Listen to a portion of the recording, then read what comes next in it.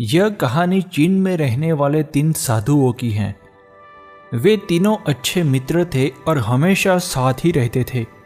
उनके नाम कोई नहीं जानता था क्योंकि वे कभी किसी से बात नहीं करते थे। जब लोग उनके नाम पूछते तो वे बस हंसते, इसलिए पूरे देश में वे 3 हंसते साधु के नाम से प्रसिद्ध हो गए थे। वे देश भर में घूमते फिरते रहते और जिस गांव में रुकते वहां के मुख्य चौक में ठहरकर बस एक ही काम करते थे। वे पूरे दिल से खिलखिला कर हंसते थे। वे किसी व्यक्ति पर नहीं हंसते थे, बल्कि उनकी हंसी मानो वे ब्रह्मांड की मजाक को समझ गए हो उससे निकलती थी।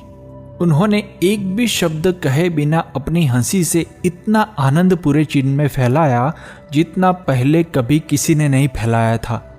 हर कोई उनसे प्रेम करता और उनका सम्मान करता।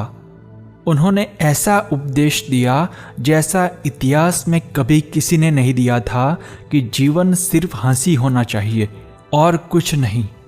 वे जहां भी जाते वहां अपनी हंसी से ऐसा आनंदित माहौल बना देते कि गांव के लोग अपने दुख दर्द भूलकर हंसी के समुद्र में डूब जाते। उन्हें हंसते देखकर गांव वाले भी थोड़ी देर हंसते, लेकिन साधुओं की हंसी अविरत चलती रहती।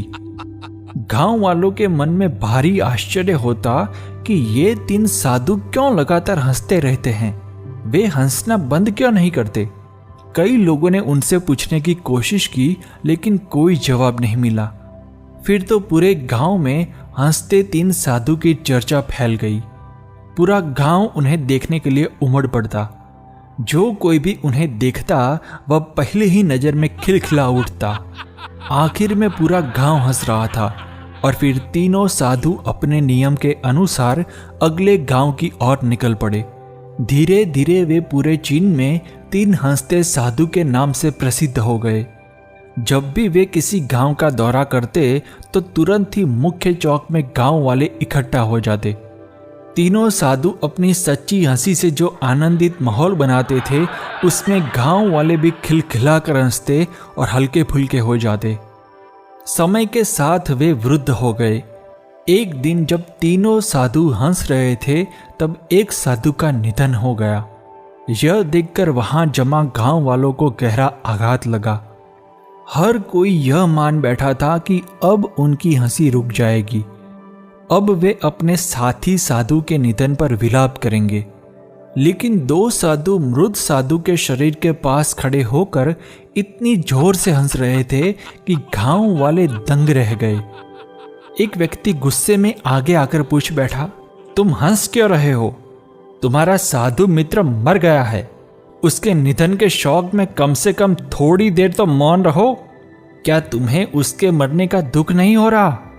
कम से कम अब तो अपनी हंसी का कारण बताओ। तब पहली बार गांव वालों ने उन 2 साधुओं को बात करते सुना। एक साधु ने जवाब दिया, हम हंस रहे हैं क्योंकि यह व्यक्ति जीत गया। हमने शर्त लगाई थी कि पहले कौन मरेगा और इसने हमें हरा दिया है। हम अपनी हार पर और इसकी जीत पर हंस रहे हैं। कई वर्षों तक हम साथ हंसे और हमने एक दूसरे की एकता और उपस्थिति का भरपूर आनंद लिया। उसे अंतिम विदाई देने का इससे बेहतर और कोई तरीका नहीं है, इसीलिए हम हंस रहे हैं।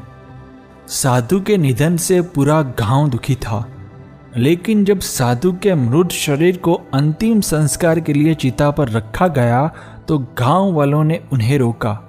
एक व्यक्ति ने कहा, जब कोई व्यक्ति मरता है तो परंपरा के अनुसार उसके कपड़े बदलकर शरीर को स्नान कराया जाता है। दूसरे साधु ने हंसते हुए कहा, मरने से पहले इसने हमें कहा था अगर मैं पहले मर जाऊं तो मुझे स्नान मत कराना, क्योंकि मैं कभी अशुद्ध रहा ही नहीं। मेरे जीवन में इतनी हंसी भरी रही है कि कोई भी अशुद्धता मेरे पास भटक ही नहीं पाई। मेरी हंसी हमेशा सच्ची और जीवंत रही है, इसीलिए मुझे स्नान मत कराना और मेरे कपड़े भी मत बदलना। इन्हीं कपड़ों में मुझे चिता पर चढ़ाना। इसलिए मृत साधु की इच्छा का सम्मान करते हुए उन्होंने उसके कपड़े नहीं बदले।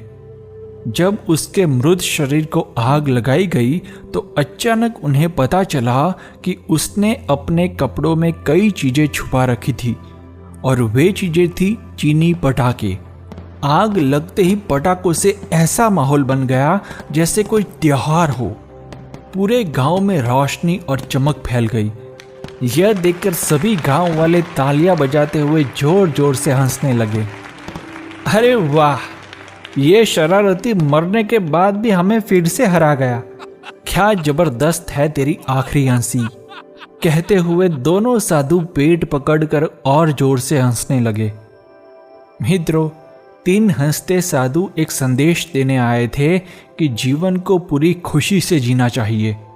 जन्म, जीवन और मृत्यु, इन 3 में से जन्म और मृत्यु हमारे हाथ में नहीं है, लेकिन इन दोनों के बीच धड़कता सांस लेता जीवन हमारे हाथ में है। जीवन में आने वाली परिस्थितियों के उतार चढ़ाव पर हमारा कोई नियंत्रण नहीं है, लेकिन इस दौरान हम अपनी मानसिक स्थिति कैसी रखें, इस पर हमारा पूरा नियंत्रण है। अगर जीवन की जीवंतता का भरपूर आनंद उठाना है तो हमें 2 सरल फिलॉसफी को आत्मसात कर लेना चाहिए। पहली फिलॉसफी, जितना हो सके खुद को हल्के में लेना, हंसी मजाक में लेना।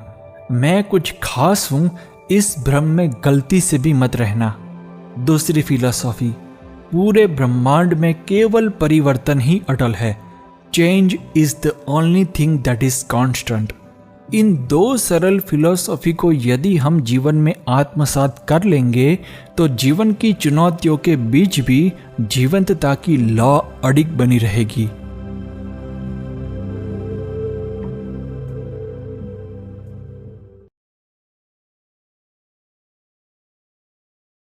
Thanks for watching. Please subscribe.